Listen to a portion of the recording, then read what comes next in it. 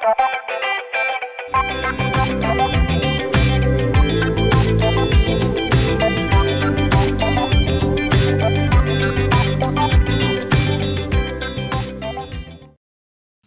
bonsoir à toutes et à tous. Bienvenue à ce point de presse du premier ministre François Legault. Monsieur Legault est accompagné du ministre de la Santé et des Services sociaux, Christian Dubé, et du directeur national de santé publique, Dr Horacio Arruda. Le premier ministre va répondre aux questions par la suite en français, puis en anglais. Monsieur le premier ministre. Donc, bonjour ou bonsoir tout le monde. Écoutez, la situation depuis quelques semaines s'améliore au Québec. C'est encourageant. On voit presque à chaque jour une diminution du nombre de cas, une diminution du nombre d'hospitalisations. C'est le résultat des efforts qui ont été faits par les Québécois. Donc, je veux commencer en remerciant tous les Québécois qui ont fait des efforts au cours des dernières semaines, des efforts qui ont donné des résultats. Je comprends aussi que beaucoup de Québécois sont tannés de la situation, ont hâte de voir leurs amis, ont hâte de revenir, entre guillemets, à une vie un petit peu plus normale. Mais malheureusement, la bataille n'est pas finie. La bataille n'est pas finie, puis je vous explique un peu nos préoccupations, nos inquiétudes. C'est autour de la situation des hôpitaux. Bon, vous le savez, depuis un certain nombre de mois, on fait du délestage. Actuellement, on est à 34 de délestage. Ça veut dire quoi, ça? Ça veut dire qu'encore aujourd'hui, il y a 34 des chirurgies, des traitements qui auraient dû être donnés, qui sont reportés. Donc, non seulement on ne travaille pas à faire du rattrapage, parce qu'on a beaucoup délesté dans les derniers mois, mais en plus, on augmente les listes d'attente parce qu'il y a encore du délestage. Donc, on espère évidemment qu'avec la baisse du nombre d'hospitalisations, on va finir par arrêter complètement le délestage puis commencer à faire du rattrapage. Puis, je veux lancer un message très clair, là.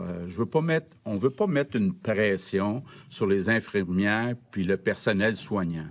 Évidemment, un peu dans chaque hôpital, on essaie de voir, bon, il y a tant de lits qui sont libérés. Est-ce qu'on est capable, avec ces lits-là, de recommencer ce qu'on faisait avant? Mais il faut comprendre aussi qu'on a une situation qui est très dure pour le personnel. Ça fait 11 mois là, que les infirmières puis le personnel soignant sont au front, jour après jour, semaine après semaine.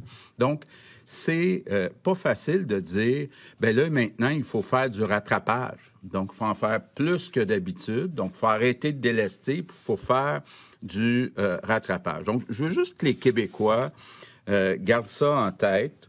Et je pense que ça explique essentiellement pourquoi aujourd'hui, on arrive à la conclusion que oui, on peut faire un petit déconfinement, mais il faut y aller d'une façon très graduelle. Il faut y aller lentement pour être capable de se donner une chance dans les hôpitaux du Québec. Donc, je vous annonce qu'à compter du 8 février, donc lundi prochain, partout au Québec, on va rouvrir les magasins, les salons de coiffure et les musées. On va aussi graduellement, dépendamment de la situation dans chaque cégep et université, permettre le retour des étudiants dans les cégeps et les universités. Puis on va aussi augmenter un peu les activités extérieures qui peuvent être faites en petits groupes. Donc, ça s'arrête là. Pour l'ensemble du Québec, ça s'arrête là. Donc, on garde le couvre-feu, on garde l'interdiction des visites dans les maisons, on garde le télétravail obligatoire, on garde les restaurants, théâtres, cinémas fermés, sauf pour 6 régions. Il y a 6 régions au Québec où la situation va mieux, en particulier dans les hôpitaux. Donc, il y a la Gaspésie et les Îles-de-la-Madeleine, il y a le Bas-Saint-Laurent, le Saguenay-Lac-Saint-Jean, l'Abitibi-Témiscamingue, la Côte-Nord et le nord du Québec. Donc, on va donc avoir maintenant 6 zones oranges, ces 6 régions-là. Ça veut dire que les 11 autres régions vont rester rouges. Donc, ce qu'on fait de plus dans ces 6 régions-là, c'est qu'on va permettre que les restaurants, les gyms et les activités sportives intérieures puissent recommencer, donc dès lundi prochain, le 8 février, avec des consignes quand même sévères. On va aussi, dans ces 6 régions-là, mettre le couvre-feu à 21h30 au lieu de 20h. Donc, 9h30 au lieu de 8h. Puis pour ce qui est des théâtres et des cinémas, bon, on sait, puis les gens qui sont responsables des théâtres, des cinémas nous disent qu'on a besoin au moins d'un 3-4 semaines, le temps de reprogrammer, avoir les films, etc., etc. Donc, on va rouvrir dans ces 6 régions-là les cinémas et les théâtres à partir du 26 février.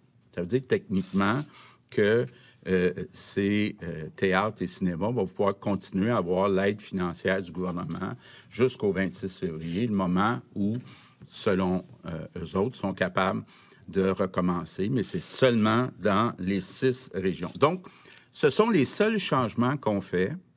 Ce sont les seuls changements qu'on est capable de faire, entre autres à cause de la situation dans les hôpitaux. J'aurais aimé ça arriver ce soir avec plus d'assouplissement, mais je pense que ça ne serait pas responsable, ça ne serait pas prudent, puis ça serait presque un manque de respect envers tout le personnel soignant dans nos hôpitaux. Vous le voyez aussi, on fonctionne par région. Et pour avoir parlé à certains maires et puis même certains de nos députés, il y a des gens qui vont dire « Oui, mais dans ma sous-région, ça va pas si mal que ça. » C'est vrai qu'il y a des sous-régions qui vont pas si mal que ça, mais il faut regarder tous les hôpitaux de toute la région. Parce que ce sont, entre autres, les grands hôpitaux des régions. C'est là que le personnel, que les patients vont pour des chirurgies, pour recevoir certaines interventions un peu plus compliquées. Puis c'est là aussi que sont les patients COVID. Donc, il faut regarder non seulement la situation dans chaque sous-région, mais il faut regarder la situation des hôpitaux dans l'ensemble de chaque région. Ça veut dire aussi que les gens qui se demandent quand notre région qui est rouge va passer à l'orange, bien, suivez la situation des hôpitaux. Le ministère de la Santé a commencé même à mettre des chiffres sur le pourcentage de délestage. Donc, évidemment, faut voir diminuer de façon importante le délestage, puis être capable de commencer à faire du rattrapage. Donc, c'est ça le critère qui va être important dans les prochaines semaines. Donc, en conclusion, ce qu'on a essayé de faire dans le choix des assouplissements, d'abord, c'est de donner un peu d'oxygène à nos commerçants. Je peux comprendre comment certains propriétaires de magasins se sentent depuis des mois. C'est pas facile. On a beau les aider financièrement. Bien, je comprends là qu'ils sont prêts, puis ils l'ont bien fait dans la période où on les a rouverts, c'est-à-dire respecter le 2 mètres, la capacité, s'assurer que tous les clients et les employés aient des masques. Donc, je pense qu'on peut y aller avec une certaine assurance dans les magasins. On va aussi demander que dans les centres d'achat, il y ait de la surveillance pour être certain que les gens, il n'y ait pas d'attroupement dans les centres d'achat. Bon, évidemment aussi, il y a les étudiants. On a eu beaucoup de discussions du côté de Daniel Mécan avec la santé publique. Moi, je comprends très bien, là, puis je pense qu'on a tous des amis qui ont des jeunes, en tout cas, ou qui sont jeunes eux-mêmes, qui sont pas allés au cégep ou à l'université depuis 11 mois. Et c'est dur pour la santé mentale.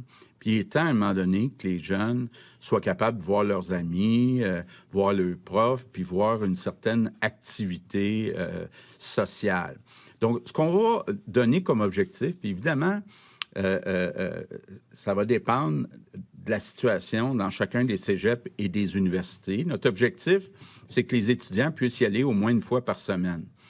Donc, évidemment, si c'est un cours, bien, les cégeps, les universités qui ont des amphithéâtres où on va pouvoir être capable d'avoir une certaine distance entre les étudiants, ça va être plus facile.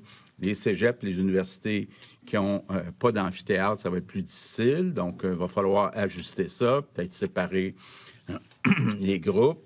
Mais je veux juste vous dire là, qu'on a souvent entendu au cours des dernières semaines les étudiants au cégep à l'université dire on parle beaucoup des enfants au primaire et au secondaire, on parle des personnes de 65 ans et plus, mais c'est comme si on avait oublié les jeunes qui sont au cégep à l'université. On ne vous a pas oublié.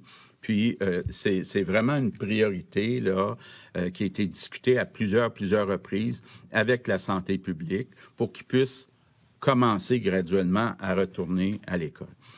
L'autre chose aussi où on a eu beaucoup de commentaires, des gens qui vont se promener sur le Mont-Royal. En tout cas, j'ai en tête une couple de personnes qui m'ont parlé de ça, qui disaient, on aimerait ça être capable d'aller se promener. Quelques personnes qui habitent pas nécessairement ensemble. Même chose pour ceux et celles qui font la raquette, du ski de fond. Donc, dans les zones rouges, ça va maintenant être permis de faire des activités à l'extérieur. 4 personnes de 4 résidences différentes. Dans les zones oranges, ça va être 8.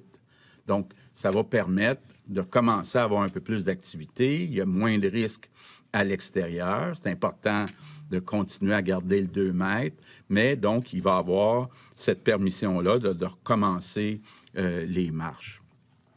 J'ai une pensée aussi, je veux le dire, puis j'ai pensé entre autres la fin de semaine, les restaurants, les théâtres, les cinémas, tous ceux qui, actuellement, vont pouvoir ouvrir seulement dans 6 régions. Je comprends que c'est dur, puis on va continuer. Les programmes financiers vont être prolongés jusqu'à temps qu'ils puissent rouvrir, et je comprends que c'est difficile pour eux autres.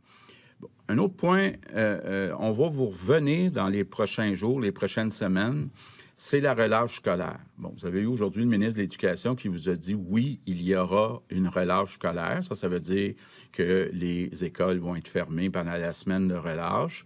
Donc, les élèves ne seront pas à l'école. Par contre, là où c'est important, c'est qu'on prévoit que d'ici la semaine de relâche, la situation va rester difficile, va rester fragile. Donc, je veux envoyer un message aux parents. C'est pas le temps d'aller réserver des chalets avec plusieurs familles dans le même chalet, là. On peut pas faire ça. D'abord, on continue de ne pas recommander les voyagements entre les régions. Deuxièmement, il faut pas mélanger les bulles familiales. Bon, déjà, très content de la décision du gouvernement fédéral d'interdire les vols vers les destinations soleil, mais il y a aussi des choses qu'il faut respecter concernant les vacances à l'intérieur du Québec. Donc, je sais que c'est pas drôle pour avoir eu des jeunes enfants, d'essayer de trouver des activités pendant cette semaine-là. Bien là, il va falloir avoir de l'imagination parce qu'il ne faut pas mélanger les familles. Autre point sur lequel je veux revenir, et puis je vais revenir continuellement, ce sont les personnes de 65 ans et plus. Évidemment, on n'a rien contre les personnes de 65 ans et plus. Moi, j'en ai 63, donc ça s'en vient. On les aime. On ne veut pas qu'ils soient marginalisés, mais il reste que les faits sont là. 80% des hospitalisations, ce sont des personnes de 65 ans et plus. 95% des personnes décédées, ce sont des personnes de 65 ans et plus. Donc, je sais qu'on aimerait ça aller voir nos parents, grands-parents. C'est pas une bonne idée. À moins d'être proche aidant, c'est pas une bonne idée. Il faut être prudent. Le vaccin, le virus, il se transmet très facilement. Donc, s'il vous plaît, on va se reprendre. C'est ça qu'il faut se dire, là. Tous les moments où on n'est pas allé voir nos parents, notre mère, bien, il va falloir se reprendre après la pandémie. Donc, je termine en vous disant, la bataille n'est pas finie. On s'en va dans la bonne direction, mais il y a encore beaucoup, beaucoup d'efforts à faire, entre autres pour venir aider nos infirmières puis nos soignants. Ça fait 11 mois qu'ils sont au front. Il y a encore du délestage. Puis une fois qu'il n'y aura plus de délestage, il va y avoir énormément de rattrapage à faire dans les chirurgies. Donc, ça va être encore des mois très difficiles pour le personnel soignant. Donc, pensons à eux autres, puis essayons d'éviter autant que possible d'attraper la COVID, de se ramasser à l'hôpital, puis de prendre un lit qui pourrait être utilisé pour une chirurgie. Donc, je compte sur vous, puis encore une fois, je vous remercie tous les Québécois. Good afternoon, everyone. The situation has improved in recent weeks. The number of cases and hospitalizations has decreased. I want to thank you all for that, but we have to remain very careful. We can only lift certain measures very gradually.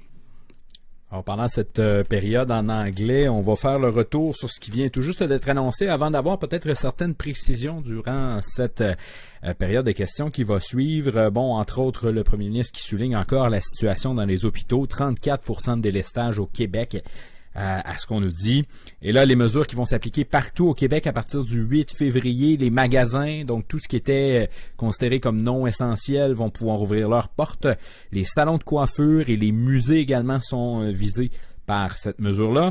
Pour ce qui est du retour dans les cégeps universités, ça va se faire de façon graduelle selon la situation dans ces endroits-là. On veut augmenter également les activités de groupe à l'extérieur possible. 6 régions du Québec, dont l'Abitibi-Témiscamingue, vont pouvoir voir l'ouverture des restaurants, des gyms et des activités sportives de groupe. Le couvre-feu, lui, dans ces 6 régions du Québec, va passer à 21h30 pour donner un peu d'air et permettre, entre autres, aux restaurants de pouvoir étirer un petit peu. Les cinémas, les théâtres, eux, pourront ouvrir le 26 février, selon ce que disait M. Legault.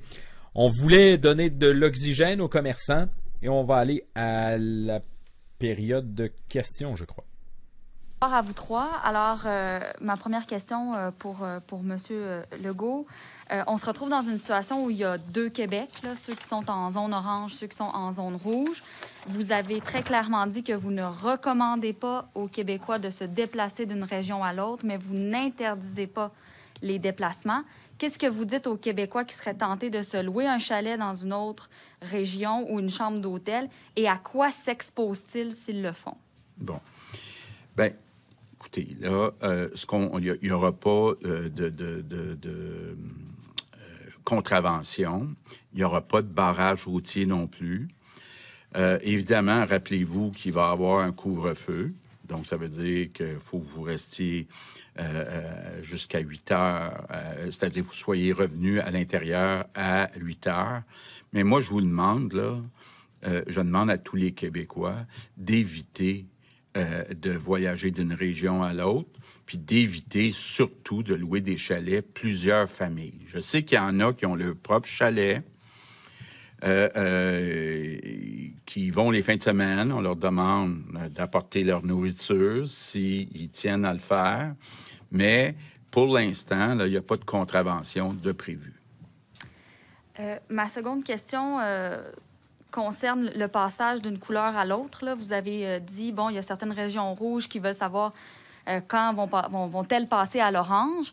En contrepartie, quels critères seraient déterminants pour justifier qu'on resserre les mesures dans les régions où c'est déjà, où ce sera orange, là? Est-ce qu'on a des craintes particulières pour ces régions-là?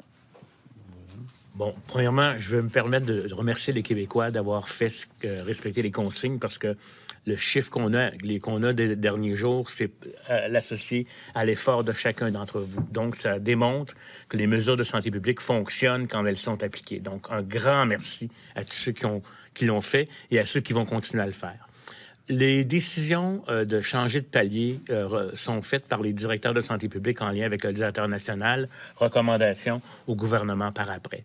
Il faut voir aussi que, indépendamment de ce qui a déjà été fait au printemps, on est dans un autre contexte actuellement, très différent du printemps. Ça fait longtemps qu'on délaisse. Il y a des gens qui devraient être opérés, qui n'ont pas été opérés, puis actuellement, ça s'accumule, donc c'est un élément différent. Donc, la capacité hospitalière devient un élément excessivement important. Il y a le nombre de cas, c'est sûr. Il y a le nombre d'éclosions. Il y a le nombre de nouveaux cas déclarés actifs, les capacités hospitalières et aussi, on ne se le cachera pas, la situation dans les zones limitrophes pour éviter des déplacements de personnes, pour venir réensemencer des zones qui sont adéquates actuellement. Il y a aussi une menace qui pourrait émerger même du Québec ou d'ailleurs, ce sont des nouveaux variants. Donc, les nouveaux variants, on fait une surveillance active actuellement. On a 8 cas potentiels de la souche de la Grande-Bretagne. Et ce nouveau variant-là, on est à le surveiller de façon intensive. Ça pourrait venir changer la donne. Et je vous dirais là qu'on va se revoir régulièrement avec les directeurs de santé publique. Puis en fonction de l'analyse qui va se passer au cours des prochaines semaines, on verra à ce moment-là quelles sont les régions rouges qui pourront redevenir à l'orange. Véronique Prince, Radio-Canada. Oui, bonjour à vous trois. Je voudrais savoir, la dernière fois que vous avez parlé du délai entre la première et la deuxième dose du vaccin, là, à ce moment-là, il y avait des variables qui n'étaient pas aussi présentes peut-être qu'aujourd'hui. Tu sais, aujourd'hui, avec les variants qui se multiplient, on en a découvert encore aujourd'hui là, du côté de l'Ontario, de la Saskatchewan. Ici, on en découvre de plus en plus aussi. À ce moment-là, au moment où vous l'aviez annoncé aussi, il n'y avait pas le même ralentissement au niveau des doses de vaccins. Alors, est-ce que vous pensez, avec ces variables-là qui ont évolué, revoir votre décision de donner la deuxième dose dans un délai aussi grand? La décision d'ordonner la deuxième dose va surtout reposer sur l'efficacité vaccinale qu'on a observée dans les premières personnes vaccinées au Québec, celles qui l'ont été aussi en Angleterre ou au Royaume-Uni et celles qui l'ont été en Israël. On est actuellement en train de faire les validations des efficacités vaccinales. Il y a des premières données qui semblent démontrer que pour une protection chez les personnes plus âgées, ça prendrait plus de temps que le 14 jours. Donc, de telle sorte que plus on retarderait un peu la deuxième dose, ça pourrait avoir un effet. Mais c'est vraiment ça. La question de la nouvelle souche, des nouvelles souches, c'est un facteur qui peut être associé un peu au vaccin, mais c'est surtout le fait qu'il y a une transmission intense. Parce qu'à chaque fois qu'il y a de la transmission entre les personnes, il peut y avoir des mutations qui se font dans le virus. Et d'ailleurs, il y a des nouvelles souches qui sont apparues avant même que les vaccins soient donnés de façon significative. Donc, je veux pas... C'est hypothétique, l'histoire du fait que le fait d'attendre deuxième dose, mais c'est pas tant par le fait d'attendre la deuxième dose que par le fait d'avoir de la transmission intense qui augmente la probabilité et la chance qu'il y ait une mutation qui se fasse. Ma deuxième question concerne votre choix des couleurs par région. Les 6 régions que vous avez mentionnées ont pratiquement pas de nouveaux cas et les cas actifs diminuent aussi dans plusieurs cas. Alors, pourquoi ne pas les avoir mis en jaune? Et vous avez d'autres régions comme la Capitale-Nationale, Chaudière-Appalaches, l'Estrie, où les cas aussi sont en train de diminuer pas mal. Pourquoi pas avoir mis ces régions-là en orange et donc permettre plus d'allègement aussi de ce côté-là? Mais quand on a eu les discussions, Mme Prince, avec la santé publique, puis à la fin, rappelez-vous de la première présentation qu'on avait eue du docteur Lidvac, là, ça remonte en quand même plusieurs mois. Il nous avait dit que ça prenait, entre autres, qu'un des critères, à part le fait qu'on regarde les hospitalisations, qu'on regarde les cas, puis tout ça, c'était la stabilité et la tendance. Pour être capable, puis c'est ça la discussion qui est encourageante en ce moment qu'on a eue avec la santé publique, c'est que dans des régions comme, par exemple, la Gaspésie ou le Bas-Saint-Laurent, on voit vraiment une stabilité des cas depuis un certain temps. On voit aussi une amélioration dans la région de Québec, mais on n'a pas encore eu ce qu'on appelle une stabilité. La tendance, elle est là, mais on n'a peut-être pas eu la stabilité qui nous permet de changer. Fait que c'est pour ça que je vous rappelle que je sais que ça fait longtemps qu'on en avait parlé, mais c'est ça qui nous a guidés à dire oui, il y a des régions, puis je pense que la région de Québec, c'est un bel exemple de ça, où il y a eu une tendance très, très positive dans les derniers mois, mais on n'a pas encore une stabilité dans l'ensemble des indicateurs qu'on regarde, et c'est ça qui a guidé les recommandations qu'on a reçues de la santé publique. J'ajouterais peut-être aussi, vous le savez peut-être, je n'ai pas regardé les chiffres aujourd'hui, mais je les ai regardés comme il faut en fin de semaine. En fin de semaine passée, il n'y avait aucune région qui avait 0 % de délestage. Donc, ça veut dire qu'il reste encore du délestage. En tout cas, il en restait encore en fin de semaine du délestage dans les 17 régions. Louis Lacroix, Cogeco Nouvelles. Bonjour, M. le Premier ministre, M. le ministre de la Santé, Dr Arruda. Je voudrais avoir des précisions sur les restaurants en zone orange. Quelles vont être les modalités pour fréquenter, par exemple, un restaurant? On parlait de bulle familiale, mais de quelle façon ça va s'orchestrer? Je pense que ça va un petit peu plus large que ça. Fonctionner par réservation, parce qu'il faut falloir maintenir un registre des personnes pour si jamais il y avait une éclosion. Et ce qui va être permis, c'est 2 adultes ensemble. Donc, ça veut dire que ça pourrait être 2 personnes qui viennent de la même bulle ou pas, avec des enfants, parce que c'est des enfants qui accompagnent en bas de 18 ans, ils peuvent être présents. Donc, le nombre n'est pas limité par rapport au nombre d'enfants, là, mais il est limité par rapport au fait que c'est 2 adultes. Et donc, ça permet à une famille, par exemple, un père, une mère, avec les enfants, d'aller manger au restaurant. Si ces 2 adultes pourraient venir d'une adresse différente, mais ce qu'on ne veut pas, c'est des repas avec multiples cellules, c'est ce qui va être fait. Réservation, registre, et la vérification est facile. À ce moment-là, on voit si c'est des adultes ou des enfants. Je veux juste être sûr de bien comprendre, là.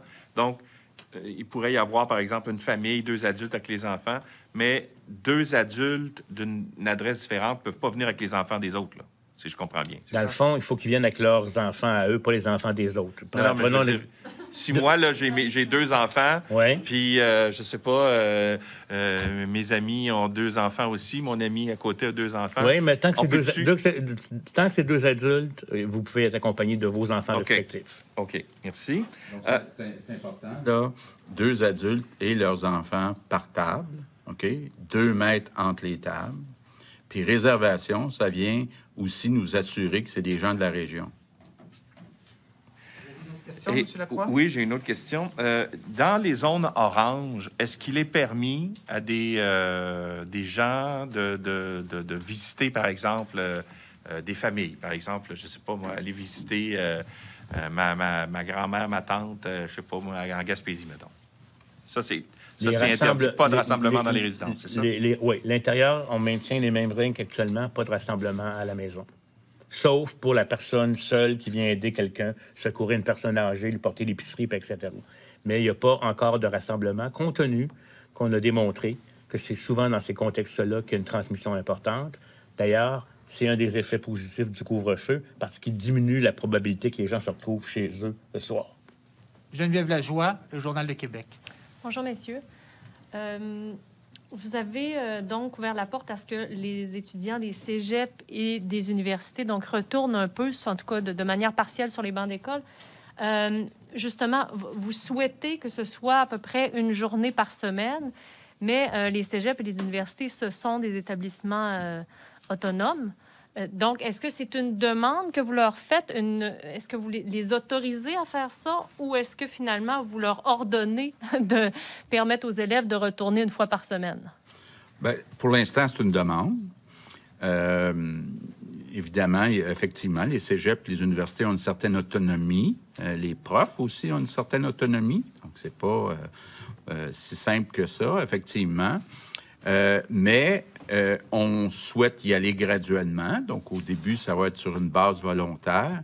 Mais je suis en discussion avec Daniel Mécan. On veut s'assurer que les étudiants aient la possibilité, le plus vite possible, de retourner au moins une fois par semaine au cégep ou à l'université. Donc, on va suivre ce qui se fait dans chaque cégep, chaque université. Monsieur le Premier ministre, il y a des consignes. Ça ne sera pas ouvert n'importe comment. Il y a de la distanciation. Les gens vont devoir porter des masques de procédure. Donc, juste pour vous exprimer que ce n'est pas le cégep d'avant la COVID-19, c'est le cégep avec des mesures qui sont mises en place. Puis, habituellement, on a une excellente collaboration, notamment des milieux universitaires et des milieux des cégeps là, à nous. Puis, il y aura des annonces qui seront plus précises sous peu.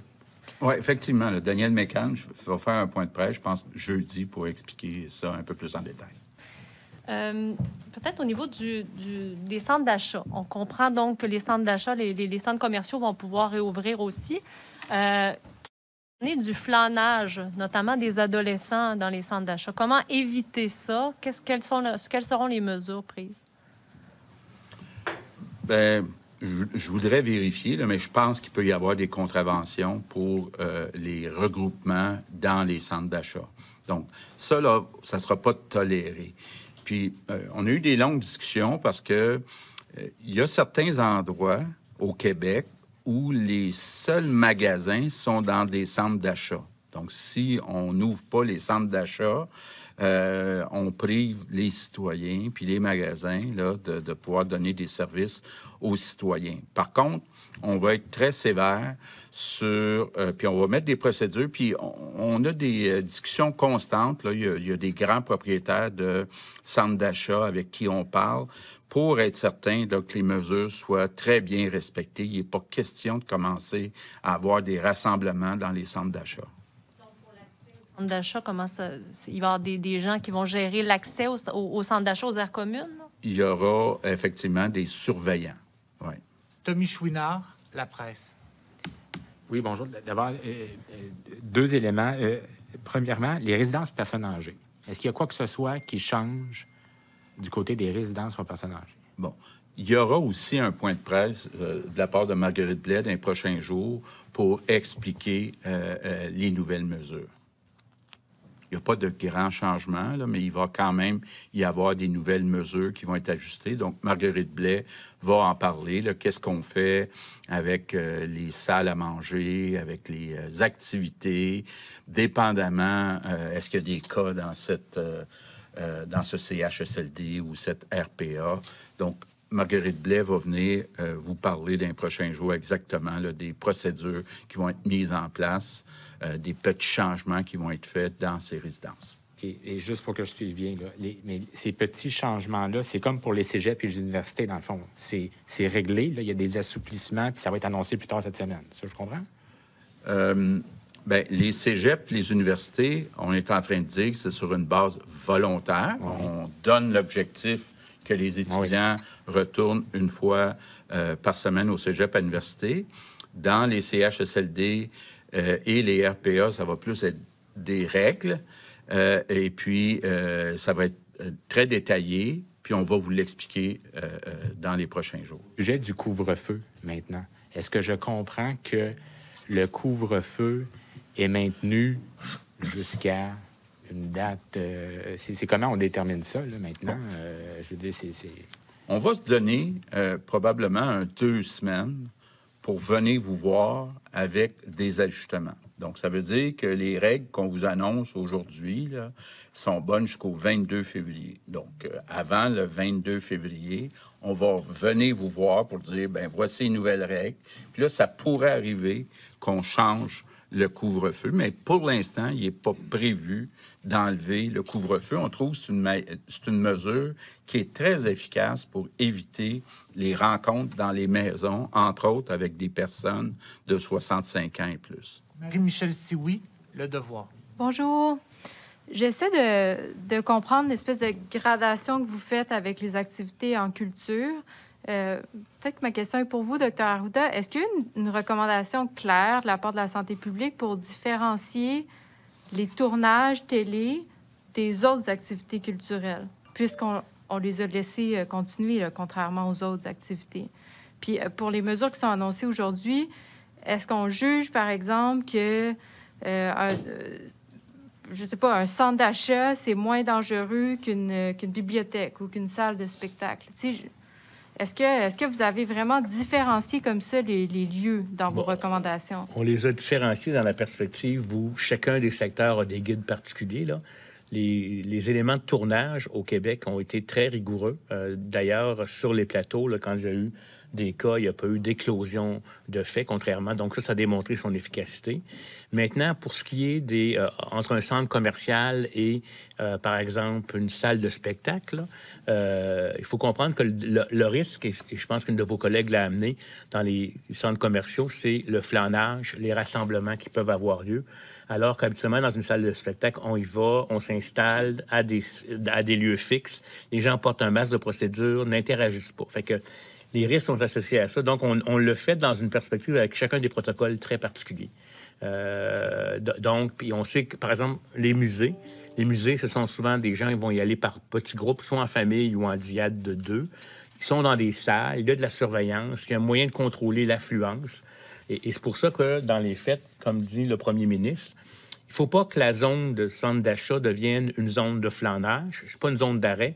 C'est une zone de circulation intérieure pour se rendre au magasin, ressortir vers l'intérieur. Donc, on va vraiment s'accentuer là-dessus. Et pour ne pas pénaliser, effectivement, les endroits où il n'y a pas nécessairement même de grands espaces, mais éviter que ce soit seulement les commerces qui ont une porte à l'extérieur, on pense qu'on peut le faire en gérant, mais avec des mesures très strictes. Avec une diminution aussi de capacité dans l'endroit. Le centre d'achat va devoir identifier une capacité adéquate, mettre du contrôle à l'extérieur, mais aussi intervenir s'il voit des jeunes, par exemple, qui s'assemblent en termes de flanage. Peut-être pour compléter. Bon, d'abord, c'était important pour nous autres de permettre rapidement les tournages parce qu'on pense que c'est important pour les Québécois que ces tournages-là aient lieu, donc qu'il y ait les séries, entre autres, à la télévision. Donc, on l'a fait rapidement. Les bibliothèques, on l'avait fait rapidement aussi, de permettre, entre autres, d'aller emprunter des livres, puis même d'aller s'asseoir dans une bibliothèque pour utiliser Internet. Bon, oui, on va au comptoir pour demander un livre, on ne se promène pas dans les rangées. Les musées, on le fait partout au Québec, donc on ouvre les musées partout au Québec. Pour ce qui est des théâtres, pour moi, c'est dans la même catégorie que les restaurants, donc le risque est comparable pour moi, mais les théâtres et les cinémas nous ont demandé d'avoir un délai, donc jusqu'au 26 février, le temps de s'organiser, puis aussi permettre que les mesures d'aide financière continue d'être en place jusqu'au 26 février. Vous dites dans votre réponse, Monsieur le Premier ministre, que pour vous, c'est important que les tournages reprennent. Est-ce que, donc, cette décision-là, elle a été prise par votre bureau ou est-ce que vraiment la santé publique avait différencié les tournages des autres activités? Toujours avec la santé publique. Votre recommandation était particulière pour les tournages puis était différente de toutes les autres? Ça fait un bout que les tournages sont faits. Il y a des protocoles très stricts de santé au travail pour les travailleurs, là. Et donc, ça fait un bout qu'on a laissé les tournages se faire. Au début, on s'est entendu sur les protocoles. Il y avait toutes sortes de protocoles qui étaient proposés. Et ça a été un succès. Là. Je tiens à vous dire qu'au Québec, même certains autres tournages ailleurs où il y a eu des éclosions sont venus voir ce qui est fait. Ça a été travaillé notamment avec le Dr Marie-France Renaud, avec véritablement les producteurs. Et vous voyez des séries actuellement où vous avez l'impression que les gens sont à plus proche que de 2 mètres, mais ils sont à 2 mètres. C'est une question de tournage, de façon de faire. C'est très rigoureux. Merci. Olivier Bossé, Le Soleil. Bonjour. Pardon. Vous avez parlé des activités intérieures en zone orange. Donc, on parle de, je suppose, aréna, sport intérieur. Est-ce que c'est ça? Et deuxièmement, est-ce que là, vous compariez ça tantôt, cinéma, théâtre, à des restaurants. Donc, est-ce qu'il faut registre, réservation, bulle familiale? Est-ce que c'est le même genre de règle? Allez-y. Il faut comprendre que, quand même, c'est permis à l'intérieur dans les zones oranges, mais c'est limité aux activités individuelles, en diade ou en famille, à une même adresse. Une diade, c'est 2 personnes. Exemple, allez-vous au tennis à l'intérieur? J'ai beaucoup d'appels là-dessus. Ça va être permis dans les zones oranges. Mais on n'est pas encore dans des jeux de hockey à l'intérieur là, avec des équipes. Donc, on peut pratiquer notre sport à l'intérieur si on est seul, si on est avec quelqu'un d'autre comme tel, ou une famille de la même adresse. Vous voulez aller jouer au badminton avec vos enfants, vous allez pouvoir le faire. Mais pour les activités extérieures, ça va être limité à 8 personnes dans les zones oranges et dans les zones rouges à 4. Des foyers pour le 4 et 8. Oui, exactement. Pour les commerces. Par contre, si vous êtes 6 dans votre famille, vous êtes à la même adresse, vous vivez à la même adresse, vous pouvez être 6. Le 4, c'est pour limiter le nombre de familles qui pourraient se mettre ensemble. Pour les commerces, est-ce que je comprends que c'est encore limité avec un espace comme c'était avant Noël? Oui, dans le sens où les commerces peuvent réouvrir, même dans les centres d'achat, etc., mais on diminue habituellement l'achalandage pour la capacité parce qu'il faut maintenir le 2 mètres de distanciation, etc. Puis, de clients maximum. oui, exactement. Pour éviter que les gens aient à se retrouver à moins de 2 mètres dans le commerce. Patrice Bergeron, La Presse canadienne. Bonjour à vous trois. Concernant donc les rassemblements, à propos de la semaine de relâche, est-ce que on peut s'attendre aussi à des accommodements ou des assouplissements, par exemple, sur le modèle du temps des fêtes? Est-ce qu'une personne seule, par exemple, pourra aller passer la semaine de relâche ou quelques jours avec dans une autre bulle d'une autre famille? Actuellement, c'est pas ce qui est prévu. Bon, la semaine de relâche, elle est la dernière de février, je me rappelle bien, début mars. On a encore du temps pour voir la situation épidémiologique. Je préfère ne pas m'avancer là-dessus parce que actuellement, c'est pas ce qui est prévu. On sait que ce qui est prévu, c'est que la semaine de relâche est nécessaire pour les jeunes et les professeurs. Et comme le disait le premier ministre, c'est pas une semaine, comme on pourrait dire, dans le temps des fêtes où on allait permettre des rassemblements. Je tiens à vous rappeler que les rassemblements entre familles sont interdits. Si vous êtes dans votre famille, ça, c'est une chose. Et même quand vous allez...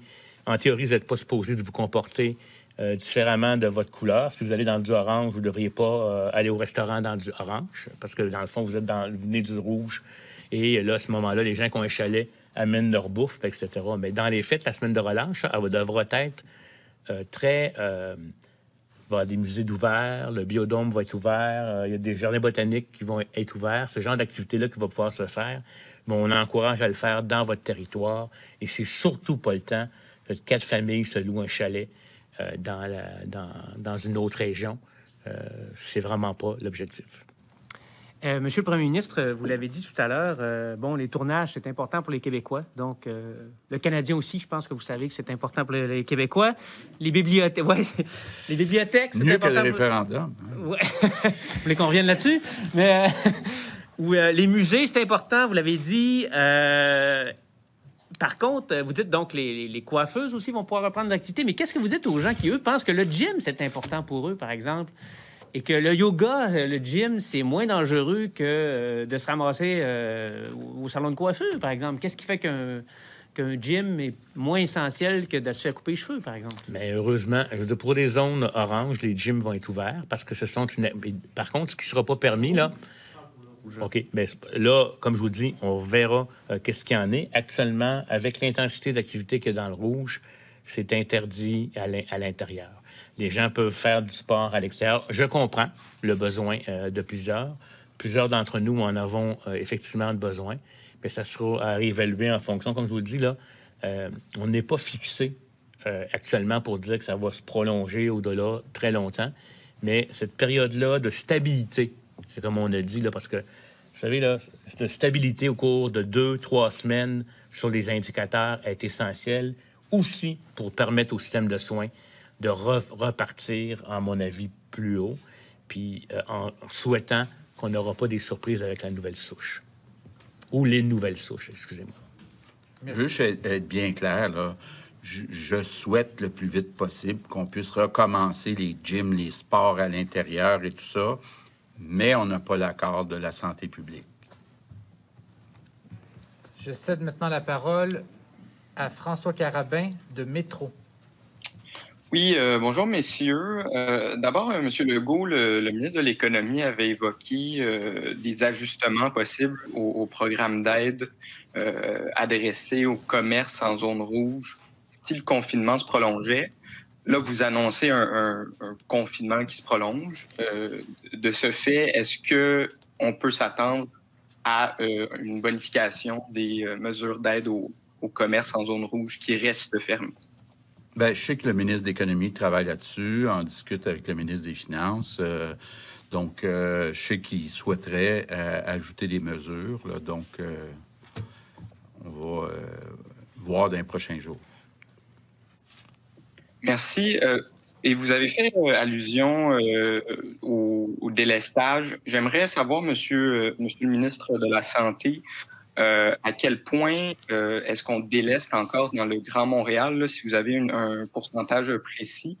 Et comment vous qualifiez la situation dans cette région par rapport au reste du Québec?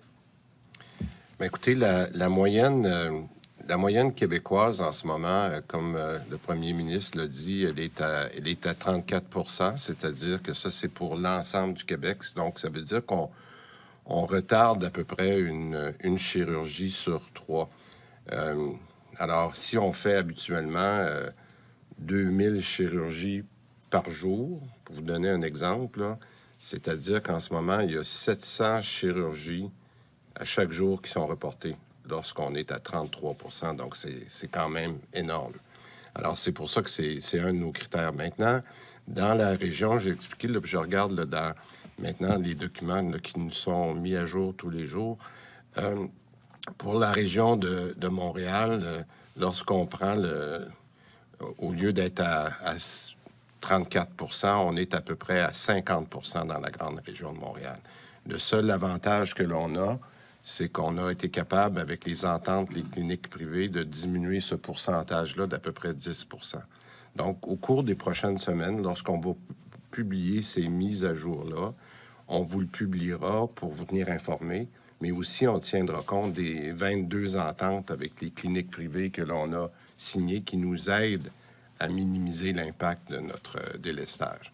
Alors, c'est des documents qui vont être mis à jour là, dans le tableau qu'on présente tous les jours, et vous aurez ça non seulement pour le Québec, puis on verra si on est capable de vous donner les principales régions touchées. Là, je vais regarder comment je pourrais vous donner encore plus d'informations, parce qu'on sait que c'est maintenant un critère très important dans les prochaines semaines.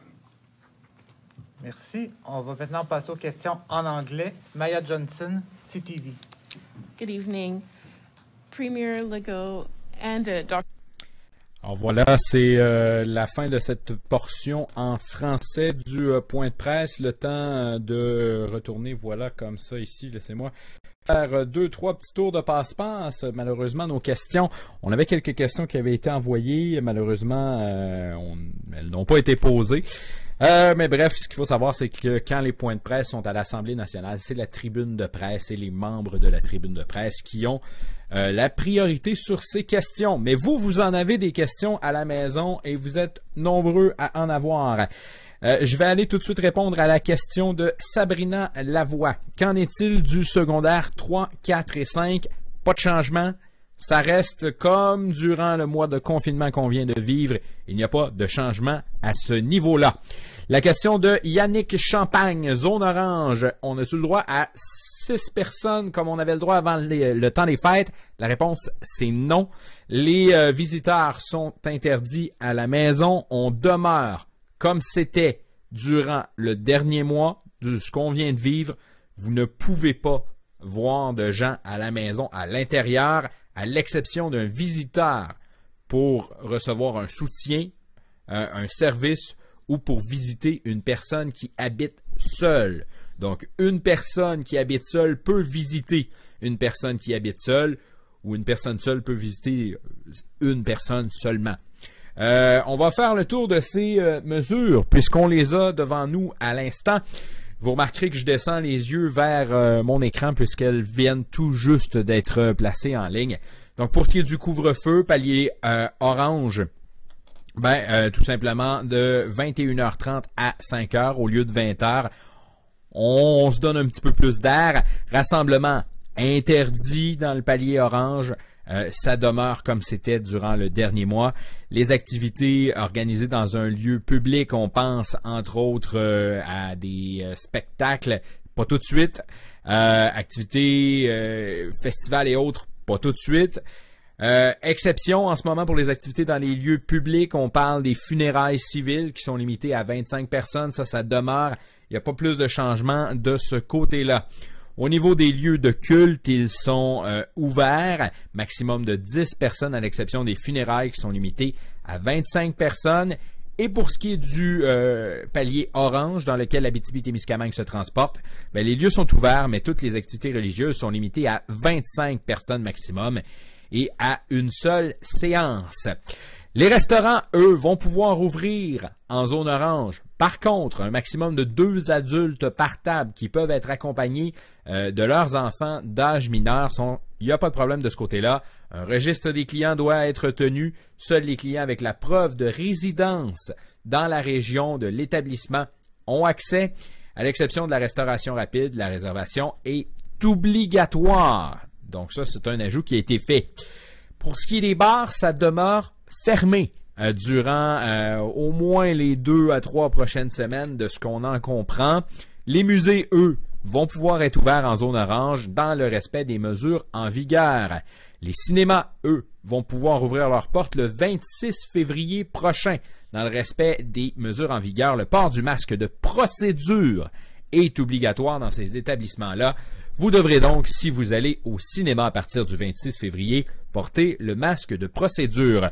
Pour ce qui est des salles de spectacle, les lieux avec des places fixes assignées peuvent rouvrir à compter du 26 février dans le respect des mesures en vigueur et le port du masque de procédure est obligatoire. Donc, une fois de plus, si vous voulez aller voir un spectacle, entre autres au Théâtre des Escars, par exemple, vous allez devoir porter le masque de procédure. C'est bien spécifié dans les règles. Les bibliothèques, c'est ouvert depuis déjà quelques jours, accès à tous. Pour ce qui est des sports et des loisirs, palier d'alerte orange, à l'extérieur, les activités sont permises, mais limitées à un groupe de 8 personnes, incluant les cours. À l'intérieur, les activités individuelles, en duo ou en famille, sont permises. Le télétravail, lui, demeure obligatoire pour tous. Il n'y en a pas été question dans la conférence de presse qu'on vient tout juste d'entendre, mais le télétravail demeure obligatoire pour tous, selon ces mesures. Les commerces de détail non essentiels et les soins personnels pourront rouvrir dans la région. Y compris les entreprises de soins personnels, on s'entend, là, vous allez pouvoir aller vous faire couper les cheveux. Il y en a plusieurs qui se disaient que les cheveux commençaient à être longs. Donc, on va pouvoir aller de ce côté-là. Les centres commerciaux également vont pouvoir ouvrir avec une supervision adéquate des aires communes pour éviter les rassemblements et le flânage. Les écoles primaires et secondaires, j'en ai parlé il y a quelques instants. Les mesures se maintiennent. Et je vais aller répondre à des questions pendant qu'on va continuer à faire le tour de tout ça. Je vois la question de Carole Bérubé-Doyon qui nous demande « Nous sommes un couple, mais nous avons un ami qui est seul. Pouvons-nous le visiter et lui nous visiter? » La réponse, elle est non. Cette personne, si vous voulez la visiter, une seule personne peut aller la visiter. Donc, une personne seule peut voir une personne seule. Il n'y a pas de changement de ce côté-là, ce sont les mêmes règles. Il n'y a pas eu de changement malgré le changement de palier pour l'Abitibi-Témiscamingue. Pour ce qui est de l'enseignement supérieur, les activités en présentiel vont être rehaussées. Le port du masque de procédure est demandé en tout temps. Et on nous dit de ce côté-là qu'il n'y aura plus de détails à venir. Donc, ça devrait se préciser dans les prochains jours. Résidence privée pour aînés, l'ouverture des salles à manger avec le respect de mesures sanitaires strictes en région, ici en Abitibi-Témiscamingue et dans les paliers orange. Il n'y aura plus de détails à venir de ce côté-là. Donc, ça fait le tour des détails qui sont actuellement disponibles. Fort à parier qu'il y en aura certains qui pourront s'ajouter dans les prochaines heures ou des précisions qui pourront s'ajouter dans ces prochaines heures. Et c'est donc à compter du 8 février que ce sont 6 régions du Québec qui vont passer en zone orange. Ces régions, je vous les présente, c'est la Gaspésie, les Îles-de-la-Madeleine, le Bas-Saint-Laurent, la Côte-Nord, l'Abitibi-Témiscamingue, le nord du Québec et le Saguenay-Lac-Saint-Jean. Ces régions où la situation est moins problématique que dans le Grand Montréal, par exemple. Je réponds toujours à vos questions et je les vois passer là. Je vais y aller avec celle-ci de Véronique Godbout qui nous demande « Les magasins peuvent tous ouvrir? » Oui.